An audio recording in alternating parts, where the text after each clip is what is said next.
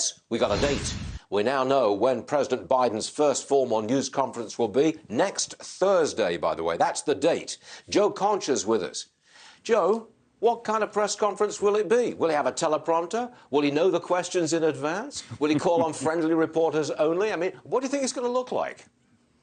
Interesting. I don't think there'll be a teleprompter. I don't know if he's going to call on reporters, however, Stu, because I've seen this movie before during the campaign and even during his presidency, in the very limited times he's taken a couple of questions where a staffer has called on reporters instead of the president himself, which doesn't look weak or anything. But look, here we are. It's going to be 9 weeks since this president took office before he gives a press conference. He needs 9 days to prepare for said press conference. And what this does now, Stu, is the anticipation and hype is going to be off the charts when otherwise it would have just been, if he did it like, say, 3 weeks into his presidency like his boss Barack Obama did, it may have basically have gone more or less unnoticed. But look, even with the low expectations going into this for Joe Biden, as it always is with this president as far as speaking outside of a teleprompter, this will not go well if reporters do their job and ask solid, tough questions with follow-ups. And here's what I mean by that.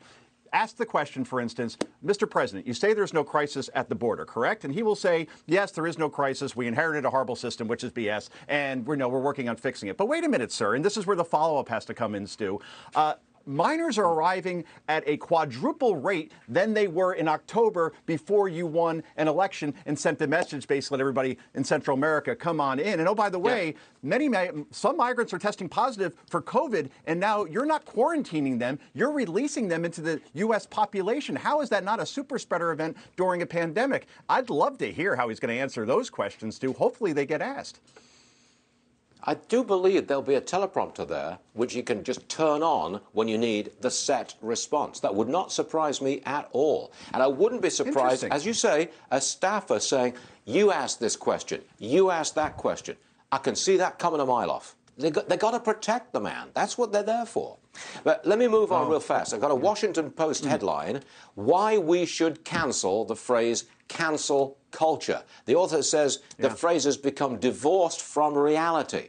I'm sorry, Joe, but I think that the cancel culture is reality in 2021. What say you? Who wrote that? Max Boot? I gave up 2 things for Lent, as you know, Stu. I gave up Twitter and I gave up reading or listening to Max Boot.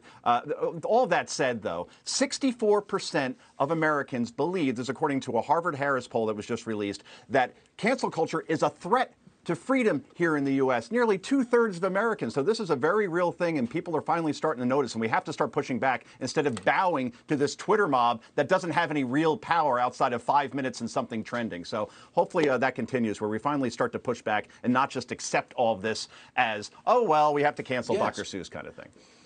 You're right. Cancel culture is the story of the day. It's the trend of 2021. It is pernicious, as you've reported, Joe Concha. And we thank you for doing that, by the way. Brave man.